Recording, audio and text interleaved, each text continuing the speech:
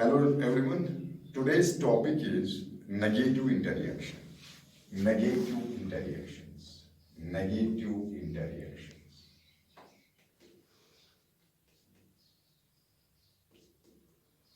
Negative interactions are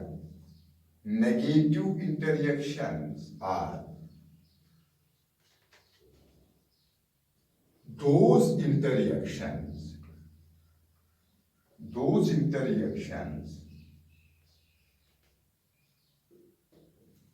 in which out of two interacting species,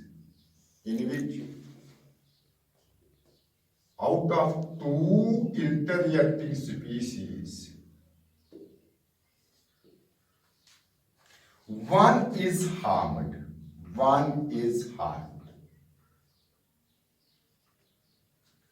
The other may or may not be benefited. The other species may or may not be benefited. This is negative interaction. I told you that in negative interaction, out of two interacting species, at least one is harmed. The other species may or may not be benefited. And sometimes in negative interactions, both the interacting species are harmed. Suppose A and B are two species. These are two interacting species. They show an interaction, and the type of the interaction is negative interaction. How can we explain this negative interaction? If the interaction between A and B is negative, it means that out of these two species, either both of them are harmed or at least one is harmed. If one is harmed, the other may or may not be benefited. This is negative interaction. Negative interactions are of four types. Let me write down here. Number one, predation. Number two, parasitism. Number three, competition. Number four, aminsalism. These are four types of negative interactions.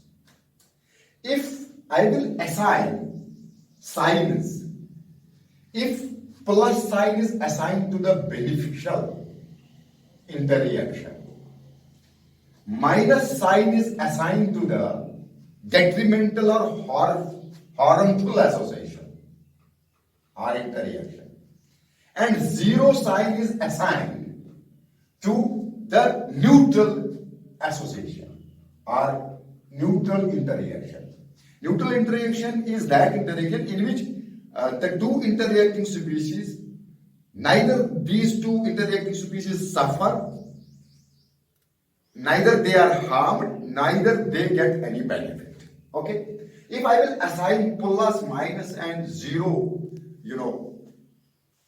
these signs to the beneficial, detrimental and neutral interactions, then predation, if I will talk of predation, if A and B species interact with each other and they show negative interaction, and the type of the negative interaction which they show is predation, then out of the two, one is harmed.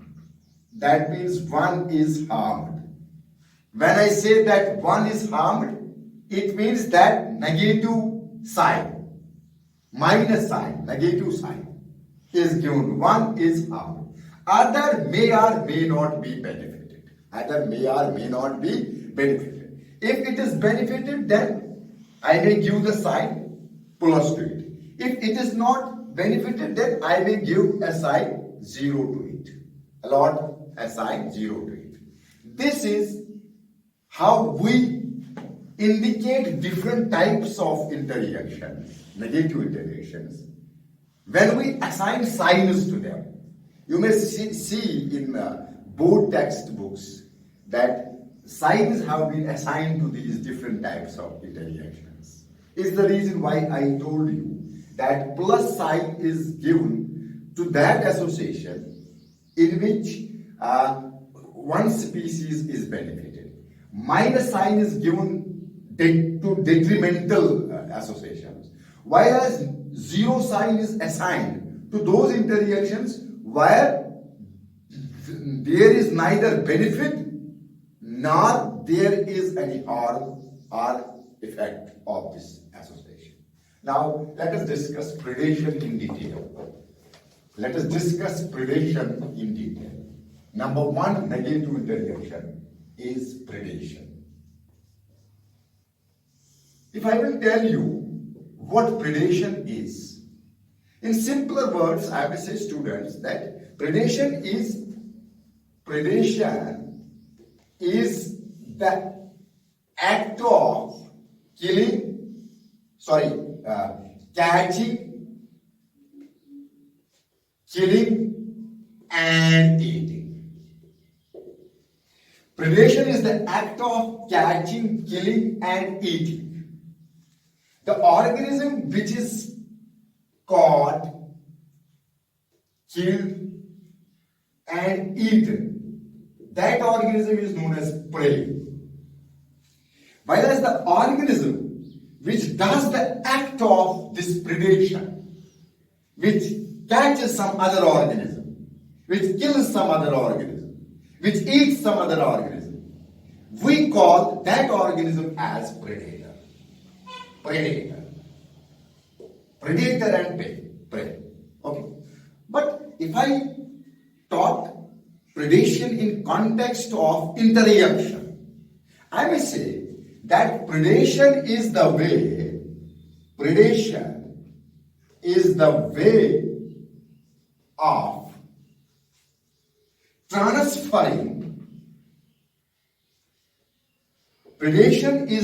of transferring fixed energy by plants to the higher energy levels, higher trophic levels. This is the definition of predation in context of ecological interactions. Predation is the way of transferring fixed energy, which is fixed by plants, fixed energy, or energy fixed by plants, to the higher trophic levels. Hence, this predation acts as a conduit.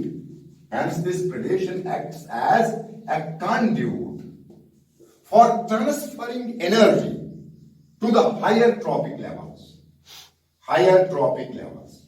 Predation acts as a conduit. I mean, this acts as a channel, natural channel, through which energy is passed from lower trophic levels to the higher trophic levels. This is predation, simple definition of predation. Now, when we think of predation, always the name of tiger and deer comes into our mind. We say that tiger eats, deer. Then tiger is the predator and deer is the prey. Tiger is the predator and deer is the prey. But plants are eaten by deer. So deer eating plants is no less than a predator. So here deer is also predator, because plants are prey, because it feeds on plants. I will tell you like this, that if it is grass, okay, grass is prey, okay, this is eaten by deer. Here deer is the predator, but deer is itself eaten by tiger. Here, deer becomes the prey. So, it is the trophic levels by which energy is transferred from lower trophic levels to the higher trophic levels. So this predation, in addition to acting as conduit for transferring energy to the higher trophic levels, these predators play many important roles. Let me discuss these roles one by one. Number one role is that predators keep the population of prey under control. Number one role which predators play. Predators keep the population of prey under control. What does that mean? It means that if tigers are predators, okay, and their prey is deer, if tigers are not present in an environment, then the population of deer will go on increasing till the highest number of these deer will create ecosystem instability. Then the ecosystem will become unstable.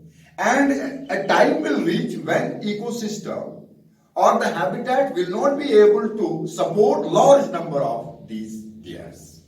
Hence, the first role of predators is that they keep the population of prey under control. One role. Second role that these predators which they play. If the exotic species are introduced into a geographical area, suppose this is geographical area of district Anantnag, right, or Kashmir. We have introduced some non-local species. Suppose A species, it was exotic species.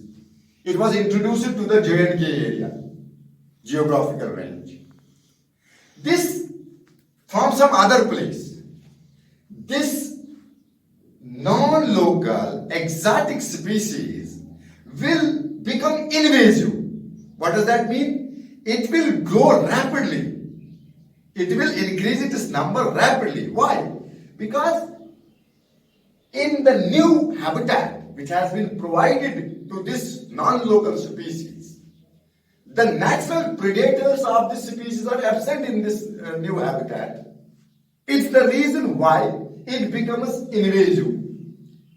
A good example of this invasion was when pearly prick cactus was introduced into Australia in early 1920s. It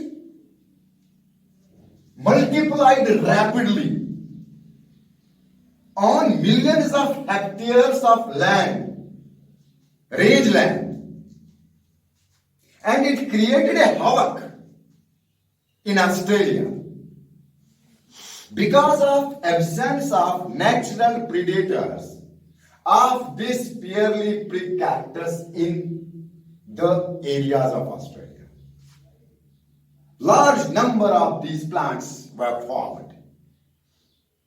But then these pearly prick cactus, these were brought under control because their natural predators were also introduced into Australia. Those natural predators of these plants, this is basically a weed, pearly prick cactus. These are moths. Moths were introduced because they feed on pearly prick cactus. Okay, this is next role of these, क्या बोलते हैं, predators. In absence of a predator, number of species, number of individuals of a plant or animal go on increasing. The example of this was the pearly prick cactus, which was introduced in Australia in early 1920s. This rapid growth of this plant caused havoc all over the area because natural predator was absent in this area.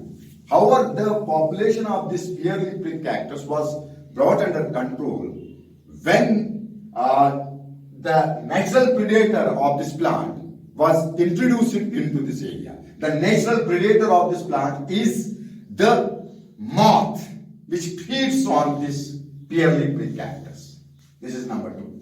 Number 3, general role which is played by predators. The predators are very clever. They make use of prey very judiciously and cleverly. Because if a predator over-exploits its prey, then the population of prey will become extinct. When the population of prey becomes extinct, then automatically the population of predators will also become extinct. Why? Because of lack of food. Predator will not find the food. So both predator and prey will become extinct. It's the reason why predators in nature have been proved to be very prudent.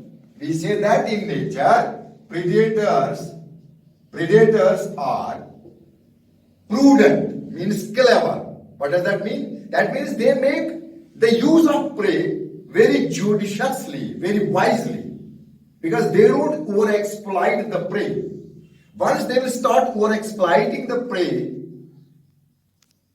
then they will suffer, because the population of prey will one day become, extinct, and there will be lack of food for the predator. As a result, the predator will also become extinct. This is a third point, role of predators, because they are, in nature, these predators are very prudent, very clever. They make judicious use of their prey. Then, fourth point which I want to tell you, that now the animals and plants, both animals and plants, have evolved certain defense mechanisms in order to avoid predation by predators. I am telling you, both animals and plants, have developed certain mechanisms by which they can avoid predation by predators. One example of this is that some insects and frogs, they avoid easy detection by their predators. How? Because they develop cryptic color and cryptic appearance. They develop cryptic color and cryptic appearance, which resembles with the objects of surrounding medium. This is known as camouflage. In 1 second, I will repeat it again. I am telling you that some animals have evolved mechanisms by which they can avoid predation by their predators. One example of this is that insects and frogs have avoided easy predation by their predators, because they have developed certain cryptic colors, certain cryptic appearance, which resembles with the objects of their surrounding environment. This is known as camouflage. Thank you, students. Okay.